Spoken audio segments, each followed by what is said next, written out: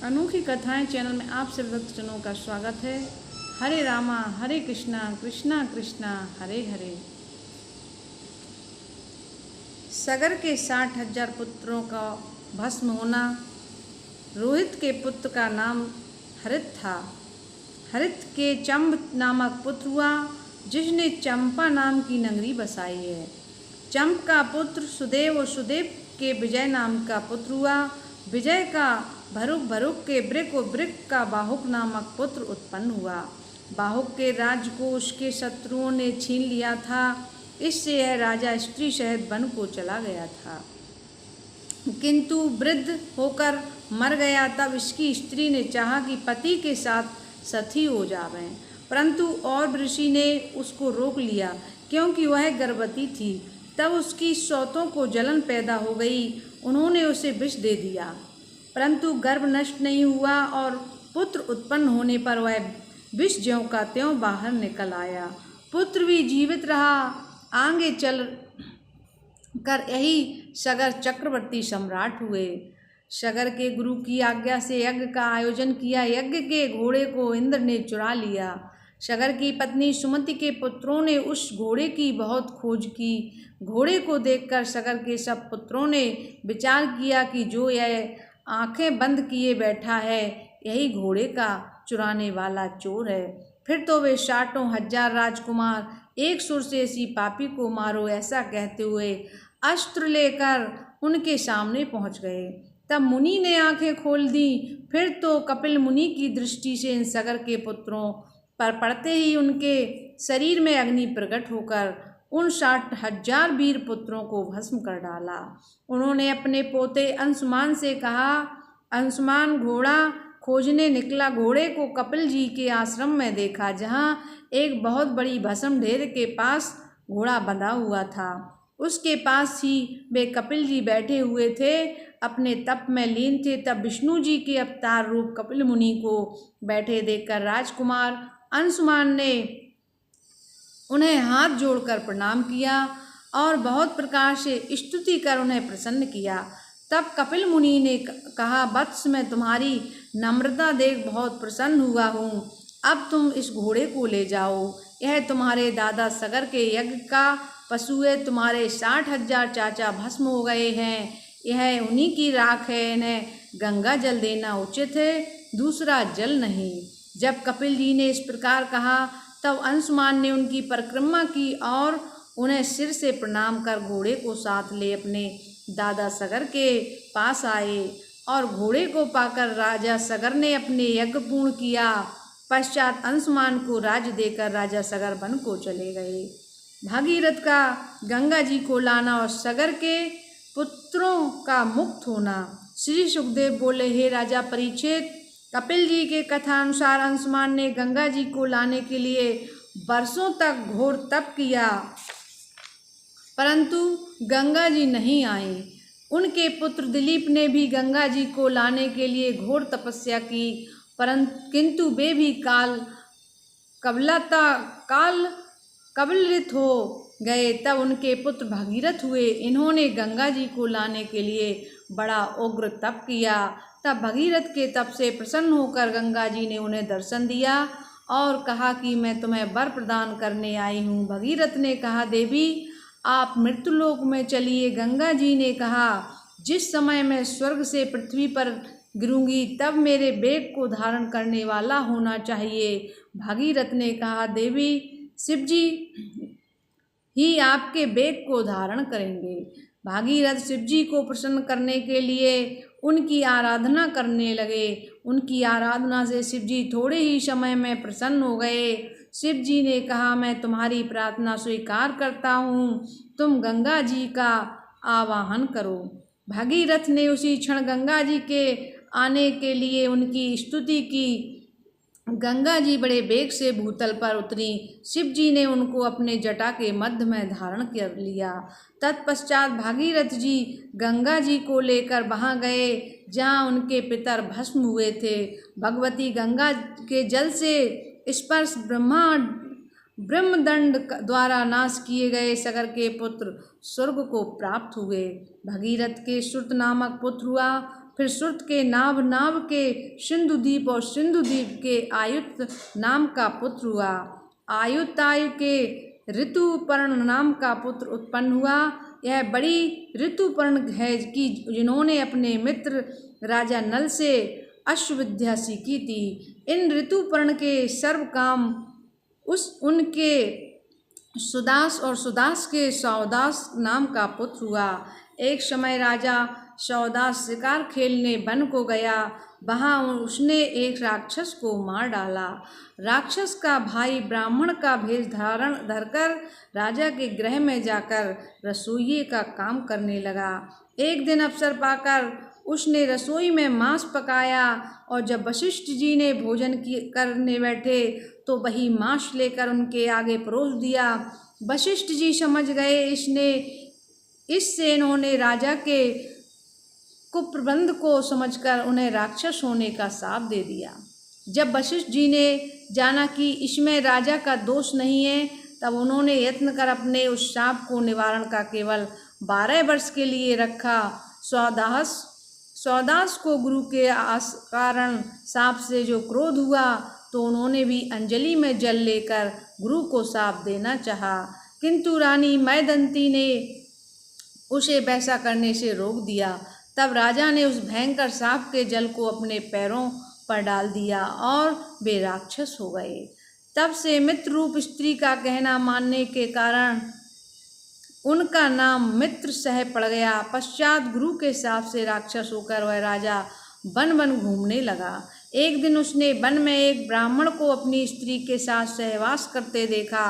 राक्षस प्रवृत्ति के कारण उन्होंने उस ब्राह्मण की हत्या कर दी। ब्राह्मणी ने प्रार्थना की, जैसे पुत्र पिता के हाथों से मारने योग्य नहीं होता है, वैसे ही यह विद्वान ब्राह्मण तुम्हारे जैसे राजर्षि के वध करने योग्य नहीं है। हे राजन परीक्षित, इस प्रकार उस ब्राह्मणी ने अपने पति को बचाने के लिए उनसे बड़ी प्रार्थना की, परंतु शाप से मोहित हुए उस राक्षस रूप राजा ने उसकी बातों पर कुछ भी ध्यान नहीं दिया और तुरंत उस ब्राह्मण को मारकर खा गया। तब हा दुष्ट, जिस प्रकार तूने गर्भधान कराते समय मेरे पति को मारकर खाया है, उसी प्रकार अपनी स्त्री में गर्भधान करते समय तुझे भी काल खा जाएगा। इस प्रकार उस मित्र से राजा को शाप देकर वह ब्राह्मणी चलती हुई अग्नि में कूद पड़ी और इस प्रकार अपने पति के साथ ही स्वर्ग को चली गई।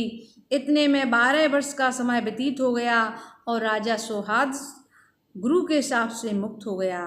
स्त्री मैदंती के साथ गर्भधान की इच्छा से भोग करने गया। तब उसी रानी ने उसे ब्राह्मणी के शाप की बात याद दिलाकर उसे भोग करने से सदा के लिए मना कर दिया। वशिष्ठ जी ने देखा कि राजा का वंश डूब रहा है, इससे उन्होंने राजा और मैदंती को स्वीकृत के अनुकूल वेद मंत्रों द्वारा अपने ब्रह्म तेज से उसमें संतान को धारण कर दिया। उस गर्भ को रानी 7 वर्ष तक धारण किए रही, किंतु जब इतना समय बीतने पर भी पुत्र उत्पन्न नहीं हुआ, तब वशिष्ठ जी ने पत्थर मारकर उस गर्भ को फाड़ दिया। पत्थर की चोट से पैदा होने के कारण वह अस्मक कहलाया। अस्मक के पुत्र का नाम मूलक हुआ। इसके कई स्त्रियां थीं। जिस समय परशुराम जी पृथ्वी के क्षत्रियों का संहार कर रहे थे, उस समय उन सब स्त्रियों ने मिलकर उसी की रक्षा की, जिससे वह एक प्रकार से क्षत्रियों की जड़ में बस गया। उसका नाम मूलक प्रसिद्ध हुआ। इनके पुत्र दशरथ से एडविड, उससे विश्वसय और विश्वसय से राजा खड़बांग उत्पन्न हुए। युद्ध में उन्हें कोई जीत नहीं सकता था। उन्होंने देवताओं की प्रार्थना पर दैत्यों पर भीषण संहार किया। जब राजा को यह पता चला कि मेरी आयु केवल 2 घड़ी शेष है, तब वह अपनी राजधानी लौट आए। अयोध्या पहुंचकर वे तुरंत भगवान में मन लगाकर बैठ गए। तब उस अवस्था में उन्होंने भगवान से कहा, हे प्रभु, मैं संसार की सब इच्छाओं को समेटकर माया के समस्त प्रपंचों से दूर रहे आप अंतर्यामी की शरण में आया हूँ। इस प्रकार अपने हृदय में नारायण भगवान वासुदेव जी का ध्यान करते हुए वह राजा इतने ही समय में मोक्ष धाम को प्राप्त हो गए। श्री राम कथा का वर्णन। राजा खड्गवांग से दीर्घवायु पुत्र हुआ। फिर उससे यशस्वी रघु, रघु से अज और अज से महाराज दशरथ की उत्पत्ति हुई। हे महाराज बड़े प्रतापी और बड़े ही भाग्यशाली थे, क्योंकि इन महाराज के गृह में साक्षात परब्रह्मा भगवान विष्णु ने आकर राम, लक्ष्मण, भरत और शत्रुघ्न नाम से जन्म लिया था। हे राजन, उन चारों भाइयों में श्रेष्ठ श्री रामचंद्र जी का चरित्र बड़ा ही पवित्र और मनोरम था। वे महाराज रामचंद्र जी बड़े ही सत्यवादी और प्रभावशाली थे। बालकाल में ही विश्वामित्र जी अपने यज्ञ की रक्षा के लिए श्री राम लक्ष्मण को ले गए। उन्होंने वहाँ अनेक राक्षसों का वध किया। तत्पश्चात विश्वामित्र उनको राजा जनक के यहाँ सीता स्वयंवर में ले गए, जहाँ इन्होंने धनुष को तोड़कर सीता जी के साथ विवाह किया। पिता के वचनों को सत्य करने के लिए अपनी राजगद्दी त्याग कर 14 वर्ष तक वनवास ग्रहण किया। हनुमान उनके बड़े भक्त थे। जब कभी उनको थकावट आ जाती तो हनुमान जी उनके पांव दबाकर उनके श्रम को दूर करते थे।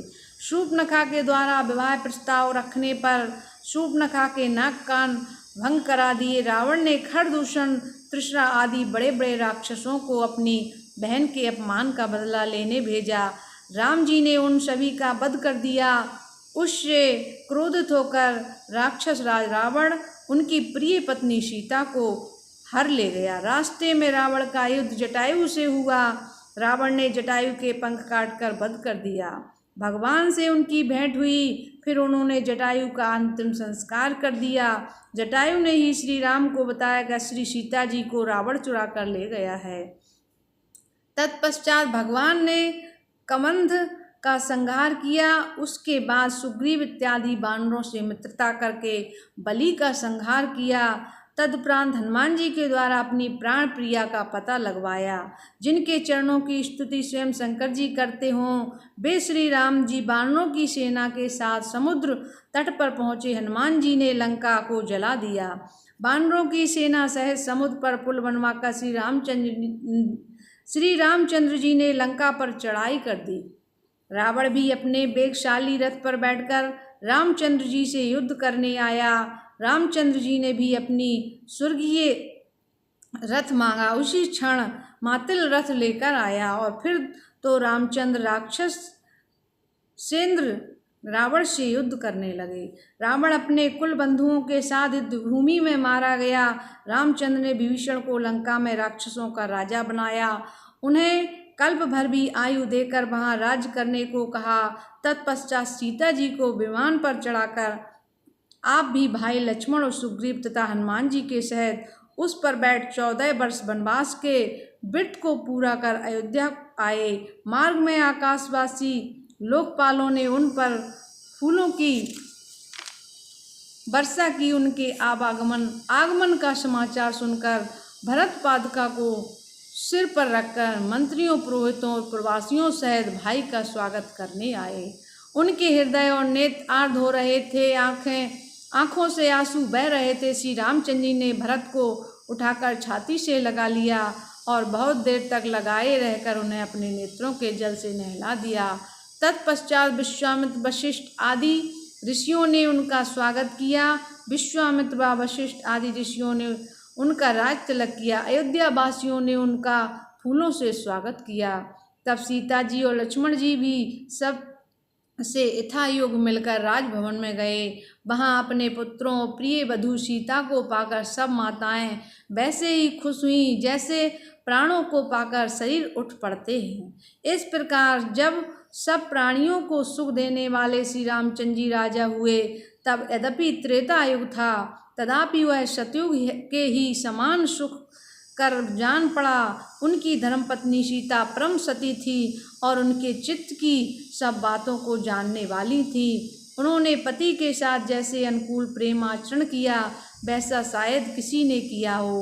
उनकी शीतलता, बुद्धिमत्ता और उनका लज्जा धर्म बहुत ही बढ़ चढ़ कर था, जिसको देखकर रामचंद्र मुग्ध रहते थे। सीता, वनवास और लवकुश की उत्पत्ति।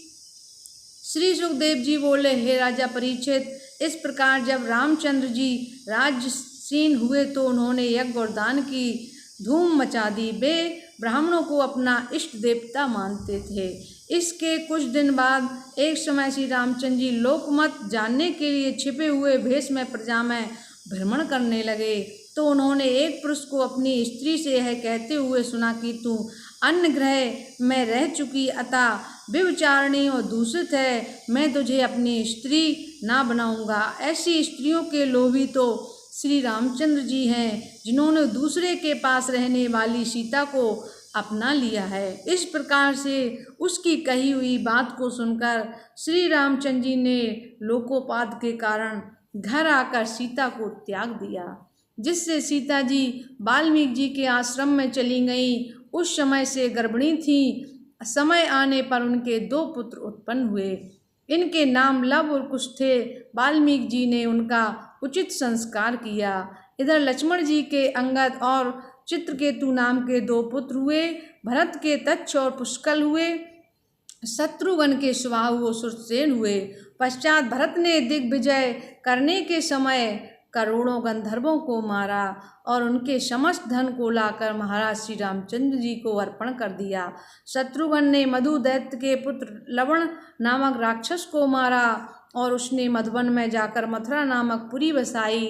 इधर सीता अपने दोनों पुत्रों को वाल्मीकि जी को सौंप श्री रामचंद्र जी के चरणों का ध्यान करती हुई पाताल में प्रवेश कर गईं। श्री रामचंद्र जी ने 13,000 वर्ष तक अखंडित अग्निहोत्र किया।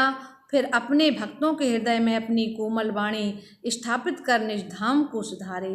श्री रामचंद्र जी के पुत्र कुश का वर्णन श्री सुखदेव जी बोले, कुश के पुत्र अतिथि, अतिथि की निषद और निषद के नभ, नभ के पुंडरीक और पुंडरीक के क्षेम धनवा नाम का पुत्र उत्पन्न हुआ। फिर क्षेम धनवा ने के देवानीक और उनके अनिहि, उनके पारयात्र, उनके बलस्थल और बल स्थल के वज्रनाभ का पुत्र उत्पन्न हुआ। फिर वज्रनाभ के खड़ग, उनके विधरती और विधरती के हिरण्यनाभ उत्पन्न हुए। फिर उनके पुष्प के ध्रुमसंधि, उनके सुदर्शन, उनके अग्निवर्ण और अनेक उनके शीघ्र के मरु नामक पुत्र उत्पन्न हुआ। यह बड़ा ही योगी था कि जिसने अपने योग बल से सब सिद्धियों को प्राप्त किया तथा जो आगे चलकर कलयुग के नष्ट होने पर सूर्यवंश का चलाने वाला होगा। मरु के पृषुश्रुत, उसके संधि, उसके अमरस, उसके महेश्वान और महेश्वान के विश्वसाय नाम का पुत्र उत्पन्न हुआ। पश्चात विश्वसाय के प्रसेनजित, उसके तक्षक और तक्षक के वृद्धहल उत्पन्न हुआ। इन्हीं वृद्धदल को तुम्हारे पिता अभिमन्यु ने युद्ध में मार डाला था। ये इक्ष्वाकु वंश के बीते हुए राजा लोग हैं। राजा वृद्धदल का पुत्र वृद्धदृण होगा। इसके उर्क्रिये, उसके वत्स वृद्ध, उसके पृथ्व्योम, उसके भानु, उसके दिवाक और वाहिनीपति, दिवाक के सहदेव, उसके वीर विध्वंस, उसके भानुमान और उसके प्रतीकाश और प्रतीकाश के सुप्रतीक नाम का पुत्र उत्पन्न होगा। तब उस सुप्रतीक के मरुदेव, मरुदेव के सुनक्षत्रक,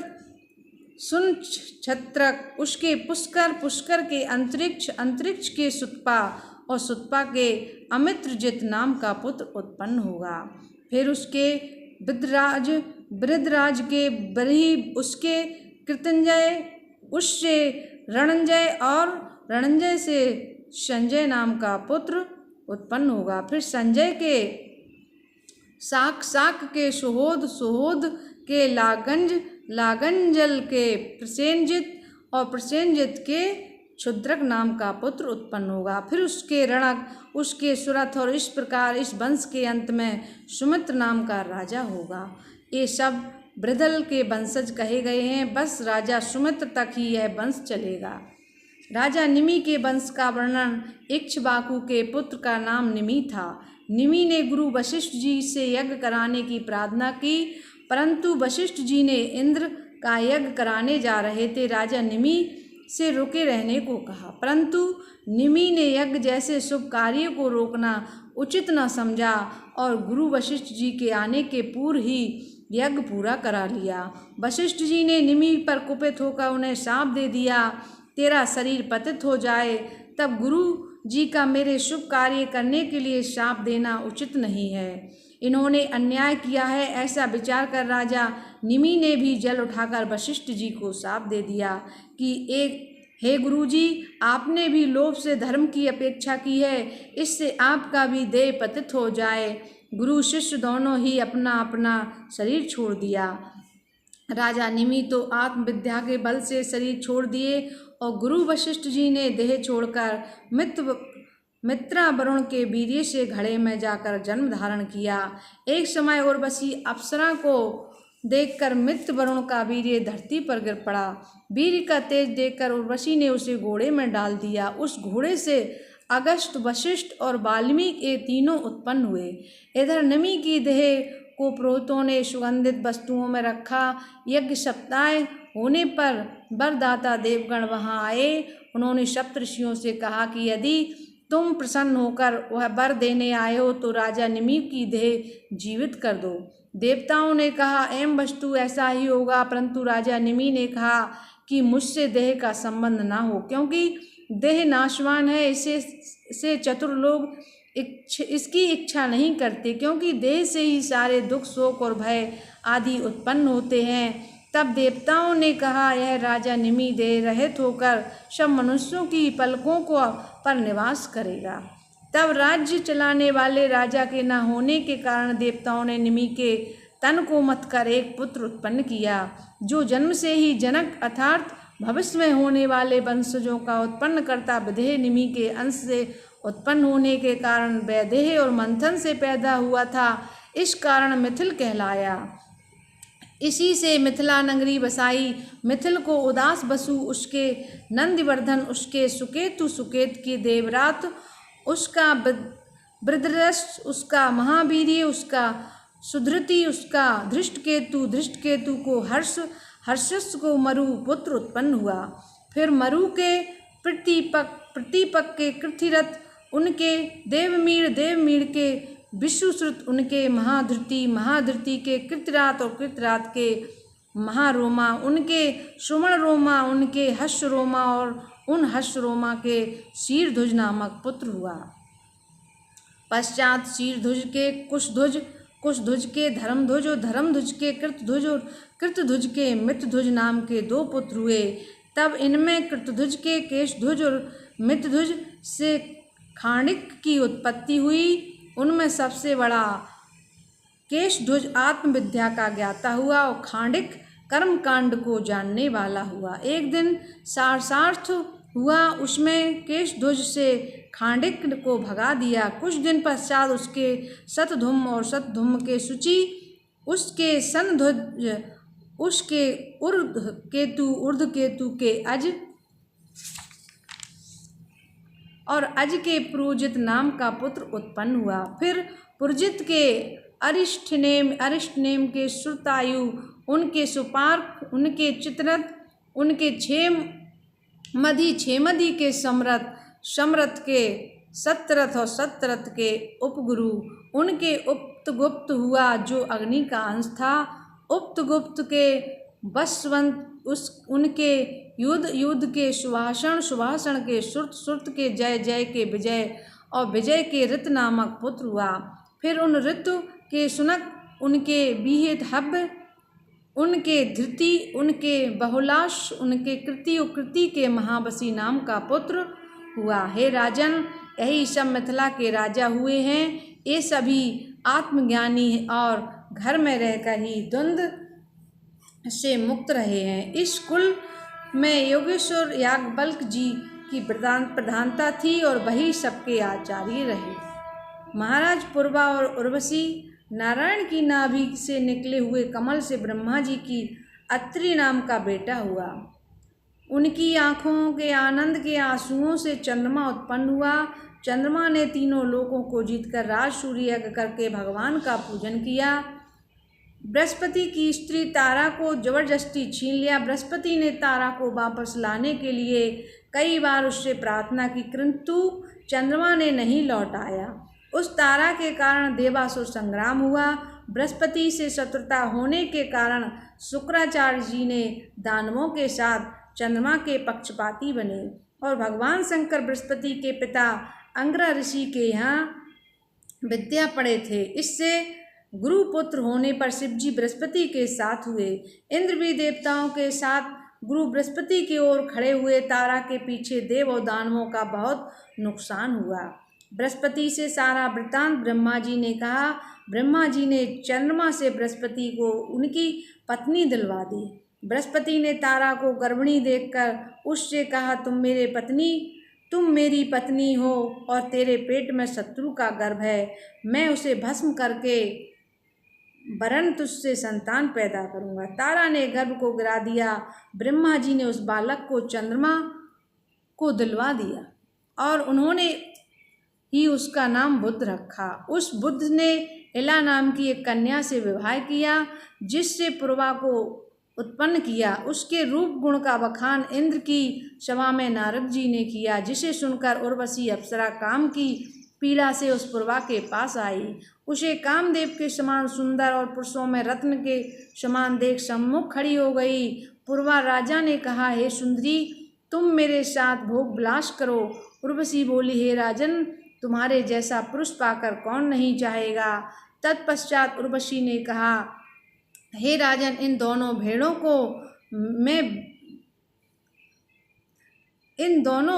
को मैं बेटे की तरह पाली हूँ, इसलिए तुम इनकी रक्षा करो। मैं तेरे साथ रमण करूँगी, परंतु मैथुन के अतिरिक्त और किसी समय मैं तुझे नंगा ना देखूं। यदि मैंने कभी नग्न देखा तो छोड़कर चली जाऊंगी।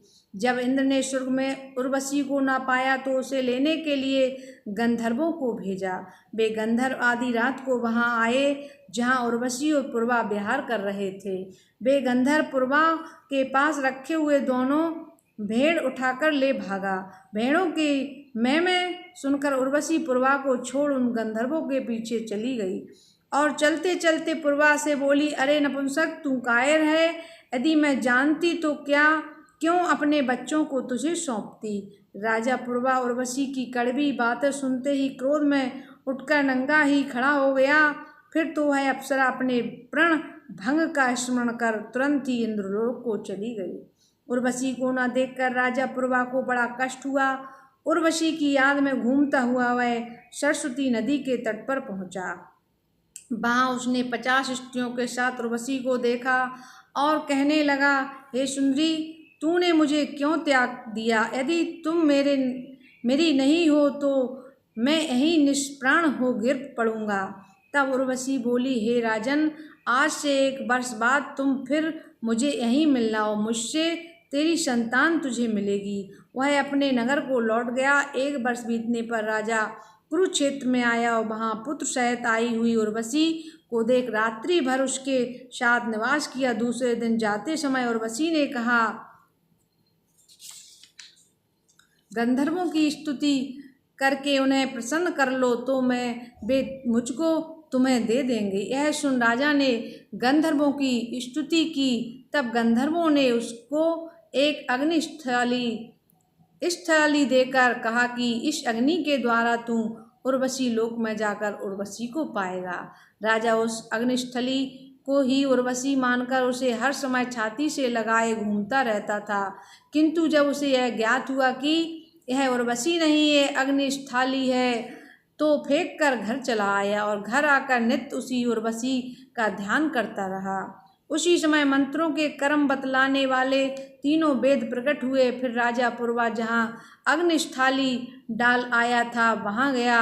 वहाँ एक समी वृक्ष के पेट में पीपल के वृक्ष को देखा तथा उसे अरणी बनाई। ऊपर की लकड़ी पूर्वा, नीचे की उर्वशी, बीच के काट को पुत्र मानकर अग्नि प्रकट करने वाले मंत्रों को पढ़ता हुआ उसे मथने लगा। ऐसे मंथन से जात वेदा नाम की अग्नि प्रकट हुई। राजा ने उसे ही अपना पुत्र माना। हे राजन, सतयुग में एक ओमकार ही वेद था। नारायण वासुदेव ही एक देवता थे और लौकिक अग्नि और हंसवर्ण यह भी एक ही थे। फिर त्रेता में 3 वेद पूर्वा से ही प्रकट हुए। सतयुग में सतगुण ही प्रधान था। त्रेता में 3 वेद के विभाग से यज्ञ आदि कर्म प्रकट हुए। राजा पूर्वा उसी अग्नि को पुत्र मानकर उसके साथ उर्वशी के लोक में जा पहुँचा। पूर्वा का वंश और परशुराम का चरित्र। श्री सुखदेव जी बोले, हे राजन, उर्वशी के गर्भ से पूर्वा के 6 पुत्र उत्पन्न हुए। आयु, श्रुतायु, सत्यायु, रय, विजय और जय। उनमें श्रुतायु के वसुमान हुए, सत्यायु के श्रुतंजय तथा रय का एक और जय के अमित पुत्र उत्पन्न हुए। विजय के भीम, उनके कंजन और कांजन का होत्र नामक पुत्र उत्पन्न हुआ। होत्र के एक पुत्र उत्पन्न हुआ जिसका नाम जहू पड़ा, जिसने अपने एक ही चुल्लू में गंगा जली को उठाकर पी लिया। फिर उस जहू के पुरु के बालक और बालक के अजक नामक पुत्र उत्पन्न हुआ। फिर अजक के पुत्र कुश और कुश के कुशाम्बु, तनय, वसु और कुश नभा ये 4 पुत्र उत्पन्न हुए। इनमें कुशाम्बु को गाधी नाम का एक पुत्र उत्पन्न हुआ। यही गाधी विश्वामित्र के पिता हैं। इनके सत्यवती नाम की एक कन्या थी जिनका विवाह ऋचिक ऋषि के साथ हुआ। एक समय ऋषि की पत्नी सत्यवती और उसकी माता दोनों को ही संतान की इच्छा हुई। तब उन्होंने महर्षि से प्रार्थना की। उस पर महर्षि ऋचिक ने पत्नी के लिए ब्राह्मण मंत्रों से और सास के लिए छात्र मंत्रों से आमंत्रित करके पृथक पृथक चरु को पकाया और स्वयं संयोगवश स्नान करने चले गए। इसी बीच में माता ने मुनि पत्नी रूप सत्यवती नामक अपनी पुत्री की चरु को उत्कृष्ट समझकर उसका चरु मांगा। उसने माता के चरु को भक्षण कर लिया। जब मुनि को पता चला तो वे अपनी पत्नी से बोले, अब तो तुम्हारा पुत्र बड़ा ही उग्र योद्धा होगा और भाई महाब्रह्म ज्ञानी होगा। सत्यवती को बहुत ही दुख हुआ। बहुत कुछ कह सुनकर ऐसा न होने के लिए अपने पति को मनाया। इस पर ऋचिक ने कहा, तो तेरा पुत्र ब्रह्मज्ञानी होगा, पौत्र ही योद्धा होगा। फिर तो जैसा नियम था, सत्यवती के उस गर्भ से जमदग्नि उत्पन्न हुए और वह सत्यवती कौशिकी नाम की नदी को गई। उधर सत्यवती की माता विश्वामित्र नामक बेटा हुआ। यमदग्नि ऋषि ने रेणु ऋषि की रेणु का नाम कन्या को वरण किया। उससे वसुमान आदि कई बेटे हुए जिनमें से छोटे का नाम परशुराम था। इन्होंने 21 बार धरती को क्षत्रिय विहीन किया। परीक्षित बोले, परशुराम ने ऐसा क्यों किया? श्री सुखदेव जी बोले, हे देश के राजा, कार्तवीर्य ने ऋषि दत्तात्रेय की सेवा करके उनको प्रसन्न कर लिया और उनसे 1000 भुजाएं तथा धन संपत्ति और असीम बल बुद्धि को प्राप्त किया। उसका नाम सहस्त्रार्जुन पड़ा। एक दिन सहस्त्रार्जुन शिकार के लिए इधर उधर घूमता हुआ सहसा नर्मदा नदी के तट पर जा पहुंचा। उसने अपनी 1000 भुजाएं फैलाकर नर्मदा की बहती हुई धारा को रोक लिया। रावण की भी अपनी सेना सहित नर्मदा के तट पर उतरा और नदी में स्नान कर तट पर बैठ शिवजी की पूजा कर रहा था। तब सहस्त्रबाहु के जल रोकने से उसका पड़ाव मैं डेरे तंबू के डूब गया। रावण सहस्त्रबाहु के पास आकर गरजने लगा, परंतु सहस्त्रार्जुन डरपोक नहीं था। वह रावण को बांधकर उसे अपने नगर में ले आया, जहाँ रावण को उसने बंदरों की तरह नचाया। इसी प्रकार एक समय वह यमदग्नि ऋषि के आश्रम में चला गया। वहाँ से कामधेनु गाय को छीनकर अपने नगर को चल दिया। ऋषि ने ऐसा न करने की बहुत प्रार्थना की, परंतु सहस्त्रार्जुन नहीं माना। कुछ देर पश्चात उनके पुत्र उग्र तपस्वी परशुराम जी आए तो पिता ने उनसे कहा कि ऐसी ऐसी बात है। सहस्त्रार्जुन ने सेवा का यह पुरस्कार दिया है। परशुराम जी छेड़े हुए सर्प की तरह क्रोधित हो उठे और अपना भयंकर फरसा लेकर अकेले ही उस बृहत् सेना का संहार कर डाला। तब अपनी सेना की इस प्रकार दुर्दशा देखकर सहस्त्रार्जुन स्वयं युद्ध करने आया। परशुराम जी ने अपने एक ही बाण से उसके सहस्त्र बाण काट डाले। तब सहस्त्रार्जुन बड़े बड़े वृक्ष और पर्वत के टुकड़ों को लेकर उन पर फेंकने लगा। इसी से कुपित होकर परशुराम जी ने उसकी भुजाओं को काटना आरंभ किया। एक एक करके उन्होंने उनकी हजारों भुजाएं काट डाली। परशुराम जी ने एक ऐसा बाण मारा कि जिससे उसका सिर भी कटकर पृथ्वी पर गिर पड़ा। तत्पश्चात कामधेनु को गो खोलकर अपने साथ लाकर आकर पिता यमदग्नि को सौंप दिया। तब वह दुखित होते हुए बोले, हे बेटा, तुमने राजा को मारकर अच्छा नहीं किया, क्योंकि राजा का वध ब्राह्मण वध से भी अधिक है। इसलिए राजा को मारकर तुमने बहुत बड़ा पाप किया है। इस पाप से मुक्त होने के लिए तुम प्रायश्चित करो। सो भगवान में मन लगाकर गंगादिक तीर्थों के सेवन से तुम इस पाप से मुक्त हो जाओगे। राजा नहुष और राजा ययाति की कथा। श्री सुखदेव ने कहा, हे राजन, पूर्वा के पुत्र आयु के पुत्र नहुष थे। नहुष के इति ययाति, संयाति, आयाति, व्ययति और कृति नाम के 6 पुत्र उत्पन्न हुए। इनमें ययाति की बुद्धि बड़ी तीव्र थी, इससे ययाति को राजा बनाया गया। राजा नहुष स्वर्ग के अध्यक्ष हुए। इंद्र की पत्नी सची के साथ सहवास के लिए तैयार हुए तो सप्तऋषियों ने क्रोधित होकर राजा नहुष को यह शाप दे दिया कि तू अजगर हो जा। फिर तो उनके शाप से नहुष अजगर हो गए। ययाति ने अपने छोटे भाइयों को चारों दिशाओं में नियुक्त किया। दैत्य गुरु शुक्राचार्य की कन्या और दानवेंद्र वृषपर्वा की कन्या दोनों से विवाह करके पृथ्वी की रक्षा करने लगा। परीक्षित ने कहा, हे महाराज, भगवान शुक्र ब्रह्मऋषि थे और ययाति क्षत्रिय थे, फिर यह असंबद्ध विवाह कैसे हो गया? श्री सुखदेव जी कहने लगी कि एक समय दैत्यराज वृषपर्वा की कन्या शर्मिष्ठा अपनी हजारों सखियों के साथ नगर के उपवन में टहल रही थी। उसके साथ गुरुपुत्री देवयानी भी थी। वे एक जलाशय में सभी ने अपने वस्त्रों को उतार कर किनारे पर रख दिया और एक दूसरे पर जल छिड़कती हुई जल विहार करने लगीं। उसी समय पार्वती सहित नंदी बैल पर बैठे हुए शिवजी चले जा रहे थे। उन्हें देखकर वे लज्जित हो जल से निकलकर शीघ्रतापूर्वक अपने अपने वस्त्र पहनने लगीं। उसी जल्दी में राजकुमारी शर्मिष्ठा ने बिना जाने गुरुपुत्री देवयानी के वस्त्र को अपना समझकर पहन लिया। इस पर देवयानी बड़ी कुपित हुई। देवयानी को कुएं में ढकेल शर्मिष्ठा सखियों को साथ लेकर घर चली आई। उधर राजा ययाति शिकार खेलने वन को गए थे, सो वहाँ उन्हें बड़ी प्यास लगी थी। वे उसी कुएं पर गए कि जिनमें देवयानी नंगी खड़ी थी। राजा ने उसे पहनने को अपना दुपट्टा दिया और उसका हाथ पकड़कर कुएं से बाहर निकाल दिया।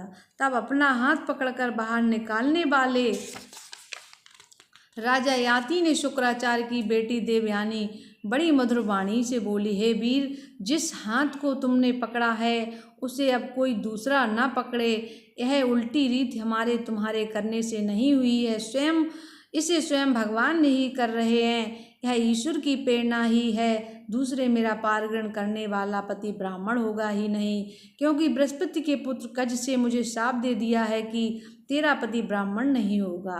राजा ने पूछा, यह शाप उसने क्यों दिया? श्री सुखदेव जी बोले, बृहस्पति का पुत्र कज शुक्राचार्य जी के पास मृत संजीवनी विद्या पढ़ता था। जब वह पढ़ चुका तब देवयानी ने उससे कहा कि तू मेरा पति हो। यह सुन कच ने उत्तर दिया, तू गुरुपुत्री मेरी पूज्या है। कच भी की बात पर देवयानी को बड़ा क्रोध आया। उसने क्रोध कर कच को शाप दे दिया कि तेरी पढ़ी हुई विद्या निष्फल हो जाएगी। तब उसके बदले कच ने शाप दिया कि तेरा पति ब्राह्मण नहीं होगा। राजा ययाति ने देवयानी की बात को शास्त्र के विरुद्ध जानकर देवयानी से कहा कि यदि तुम्हारे पिता मुझे देंगे तो मैं वर लूँगा। यह कह राजा ययाति चले गए। इधर देवयानी रोती हुई पिता के पास आई और शर्मिष्ठा का सब हाल कह सुनाया। शुक्राचार्य जी की पुत्री की दुर्दशा पर बड़े दुखी हुए और देवयानी को साथ लेकर दैत्यराज वृषपर्वा के नगर से निकलकर चल दिए। जब यह समाचार वृषपर्वा ने सुना तो कहीं शत्रुओं से मिलकर गुरुजी उसकी विजय न करा दें, ऐसा विचार कर गुरुजी के सामने दौड़कर आया और मस्तक नवाकर उनके पैरों पर गिर पड़ा। शुक्राचार्य, जिनका क्रोध केवल आधे क्षण का ही प्रसिद्ध है, बोले, हे राजन, तू मेरी कन्या देवयानी को मना ले और जो है कहे उससे पूरा कर। वृषपर्वा बोला, बहुत अच्छा। तब देवयानी ने कहा, मैं पिता की आज्ञा से जिस पति के घर जाऊं उसकी यहाँ शर्मिष्ठा अपनी सहेलियों सहित मेरी दासी होकर रहे। इधर शर्मिष्ठा ने विचारा कि यदि शुक्राचार्य चले गए तो पिता को बड़ा दुख होगा, और इधर देवयानी को प्रसन्न करने के से पिता का बड़ा भारी काम सिद्ध होगा, इससे देवयानी की बात मान लेनी चाहिए। यह सोचकर शर्मिष्ठा ने देवयानी का कहना मान लिया। तब शुक्राचार्य ने शर्मिष्ठा दासी सहित देवयानी को राजा ययाति को सौंपकर कहा, हे राजन, शर्मिष्ठा के तेज पर तू कभी न सोना। जब देवयानी पुत्रवती हुई तब एक दिन शर्मिष्ठा ने ऋतु धर्म से शुद्ध हो संतान की लालसा की। राजा ययाति से शुक्राचार्य का वचन याद भी शर्मिष्ठा की अभिलाषा पूरी की, जिससे देवयानी को युदु और दुर्वसु नाम के 2 पुत्र हुए। शर्मिष्ठा को ध्रुवहु, अनु और परु नामक 3 पुत्र हुए। हे परीक्षित, तब यह जानकर कि शर्मिष्ठा को मेरे पति से गर्व रहा, तब देवयानी ने सारा वृत्तांत अपने पिता से कह सुनाया। शुक्राचार्य ने शाप दे दिया कि तेरा शरीर बुढ़ापे का बन जाए। गुरु का शाप सुनकर ययाति बोला, हे ब्राह्मण, तुम्हारी बेटी के साथ विषय भोग कर मैं अभी तृप्त नहीं हुआ हूँ, इस कारण तुम्हारे शाप से मेरी नहीं वरन तुम्हारी बेटी की हानि हुई है। शुक्राचार्य ने कहा, यदि यह सच है तो तेरा बुढ़ापा तेरा कोई बेटा ले ले और उसके बदले अपनी जवानी तुझे दे दे। यूँ परस्पर बदला करके तू युवा अवस्था लेकर सुख भोग सकता है। यह सुन राजा ययाति ने अपने पुत्रों से कहा कि हे पुत्र, तू अपनी युवा अवस्था मुझे दे दे और मेरी बुढ़ापा तू ले ले। सभी ने मना कर दिया। तब उसने अपने छोटे पुत्र पुरु से कहा, बेटा, तू मेरा जरा अवस्था लेकर अपनी युवा अवस्था मुझे दे दे। पुरु बोला, पिताजी, जिसकी कृपा से मनुष्य दोनों लोक में पुरुषार्थ पाते हैं, ऐसे पिता का बदले में उपकार प्रति उपकार करने को इस लोक में कौन तैयार न होगा। उसमें भी जो पुत्र बिना कहे ही पिता के मन के अनुसार कार्य करता वही श्रेष्ठ है। यह कहकर उसने पिता की वृद्धावस्था ले ली। युवा अवस्था को लेकर राजा ययाति सुख भोगने लगे और साथ ही प्रजा का पालन करने लगे। राजा ययाति ने अनेकों यज्ञ करके बहुत सी दक्षिणा ब्राह्मणों को दी और मन से भगवान वासुदेव की पूजा की, जिससे उनको एकाएक वैराग उत्पन्न हुआ और अपने छोटे बेटे को जवानी देकर स्वयं बुढ़ापा ले लिया। राजा ने एक क्षण में ही सब कुछ त्याग कर भगवान श्री कृष्ण में अपने को लीन कर दिया।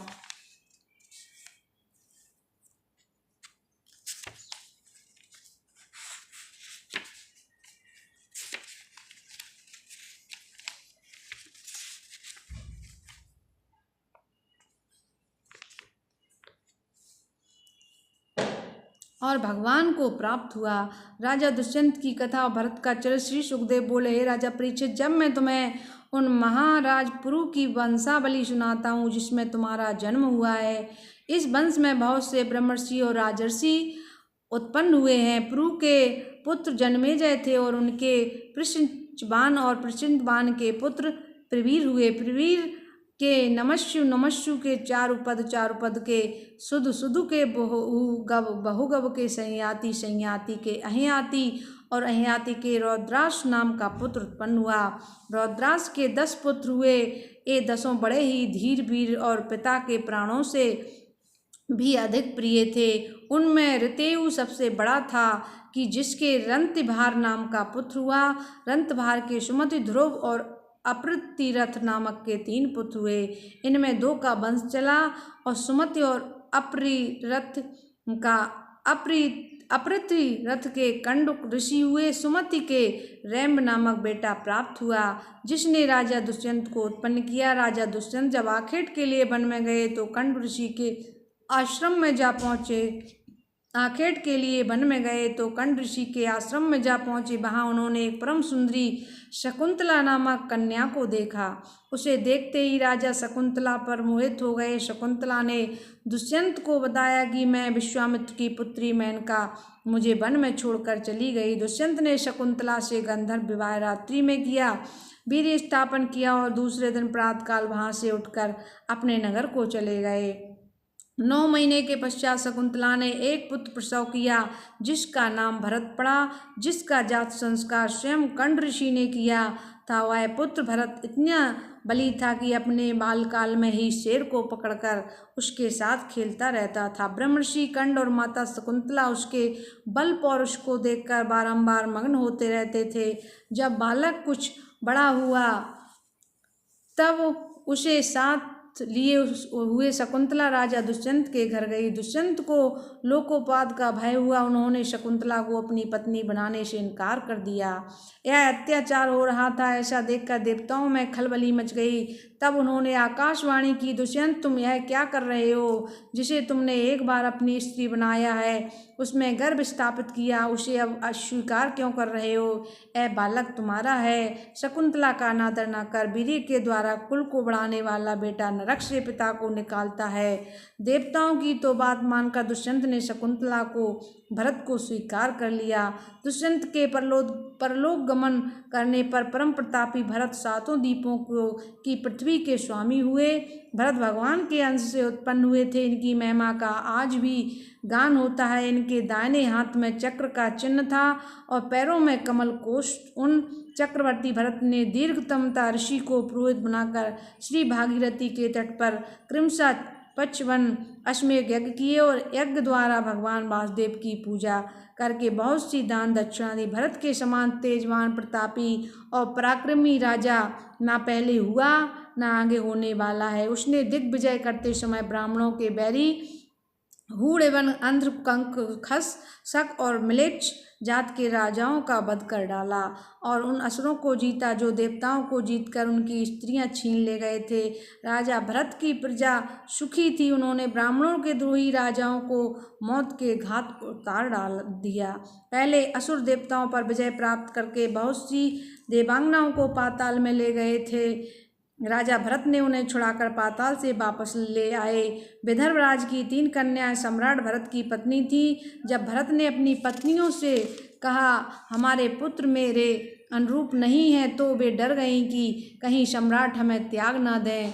इससे भरत का वंश विच्छिन्न होने लगा। तब भरत ने संतान के लिए मनुस्तोमक नामक यज्ञ किया। इससे प्रसन्न होकर मर्दगणों ने भरत को भरद्वाज नामक पुत्र प्रदान किया।